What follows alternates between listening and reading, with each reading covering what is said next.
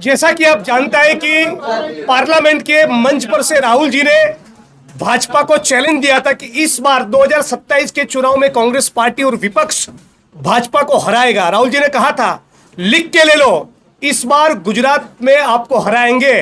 गुजरात प्रदेश कांग्रेस समिति की ओर से भी हम कह रहे हैं कि लिख के ले लो, इस बार हम भी गुजरात प्रदेश कांग्रेस समिति यहाँ की भाजपा को हराएगी। ताकत से लड़ेंगे, सड़क पर उतरेंगे, इंकलाब करेंगे। जो दिनकर ने कहा था याचना नहीं अब रण होगा, जीवन जय या कि मरण होगा। कड़े मुकाबले के लिए हम तैयार हैं। अधिवेशन भी पार्टी का अप्रैल में हो रहा है, तो स्वाभाविक तौर पे राहुल जी तैयारी के लिए आए। सबको मिलने वाले एक नई ऊर्जा है, पॉजिटिविटी है। कहाँ गलतियां हुई, कहाँ क्षति रहेगी, उसके ऊपर भी मंथन होगा। और एक बेहतर कांग्रेस का निर्माण कैसे हो, बेहतर गुजरात का कैसे निर्माण हो, उसका खाका लेकर आने वाले दिनों में सड़क पर उतरेंगे, जनसंपर्क करेंगे।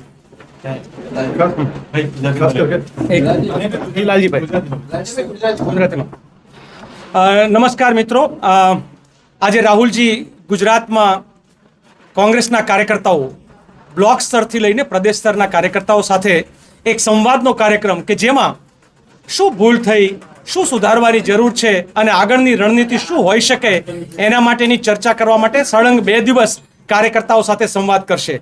राहुलजीए पार्लियामेंटनी अंदर भारतीय जनता पार्टीने कह्युं हतुं के तमे लखीने लई लो, गुजरातमां 2027 में अमे सत्ता परिवर्तन करशुं, भारतीय जनता पार्टीने हरावशुं। आ ज वात कांग्रेसनो एक एक कार्यकर्ताए नक्की कर्युं छे झंडो लईने निकळवा माटेनुं के कोई पण भोगे गुजरातनी जनताने भारतीय जनता पार्टीना भ्रष्टाचार, अत्याचार, बलात्कार अने शोषणमांथी मुक्ति माटे थईने कांग्रेसनो एक एक कार्यकर्ता एक कई रीते लड़वुं एनी अत्यारे रणनीति आ 2 दिवसमां बनशे। साथ-साथे राहुलजी खुद ज्यारे मैदानमां गुजरातना उतरी रह्या छे त्यारे कांग्रेसनो एक एक कार्यकर्ता ए चाहे प्रदेश स्तरनो मोटामां मोटो नेता होय के पछी एक गामना बूथ पर बेसनारो कार्यकर्ता होय, आ बधा एक उत्साह साथे मळीने लड़वा माटेनी आजे 2 दिवसमां रणनीति बनशे।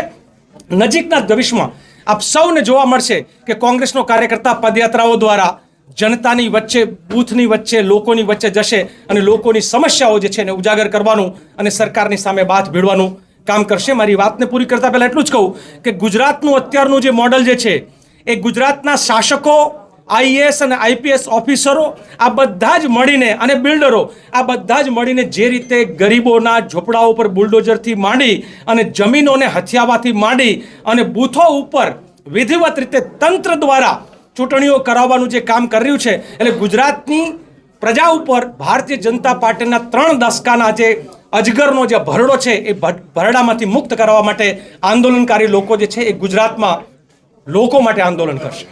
થેન્ક યુ રાજીભાઈ, 30 વર્ષથી ભાજપનું શાસન છે, જ્યારે ઇલેક્શન આવે છે ત્યારે કોંગ્રેસના નેતાઓ વચ્ચે જ ફાટ હોય છે અને આખા ઇલેક્શનમાં વાતાવરણ કોંગ્રેસનું જ ખરાબ થાય છે। આ બાબતે ચર્ચા થશે? મને લાગે છે કે કોઈ પણ જે સ્વસ્થ પાર્ટી હોય અને કોંગ્રેસ જે છે ડેમોક્રેટિક પાર્ટી છે, મતભેદો હોય, મનભેદ નથી હોતા, એટલે અમે લોકો અમારા મતભેદોની ચર્ચાઓ પણ ખુલીને કરીએ છીએ। ભારતીય જનતા પાર્ટી જેવું નથી કે સંઘી શાસનમાં એકનો આદેશ ચાલે ને બાકીના બધાય ડોકું ધોણાવવાનું ને કોઈએ કશું બોલવાનું નહીં, એ કોંગ્રેસનું કલ્ચર નથી। પરંતુ સાથે સાથે હું એ પણ કહું કે તમે એમ કહો કે કોંગ્રેસમાં જૂથવાદ કોઈ પૂછે, ભારતીય જનતા પાર્ટીમાં અમિતભાઈનું, આનંદીબેનનું, હવે CR પાટીલનું, નીતિનભાઈનું કેટલા ગ્રુપ છે ગુજરાતમાં, હવે ગ્રુપો ગણવા અઘરા થઈ પડે અને એનું જ પરિણામ તમે અનેક જગ્યાએ જોવા મળો છો કે ક્યાંક જયેશ રાદડિયા જુદું કહેતા હોય તો પછી અન્ય પાર્ટીના લોકો અલગ કહેતા હોય। ફૂટી ગયેલી સરકારમાં એમની યાદી પણ પેપર લીકેજ થઈ જાય, આ પણ બધું જૂથવાદનો જ નમૂનો છે। Thank you.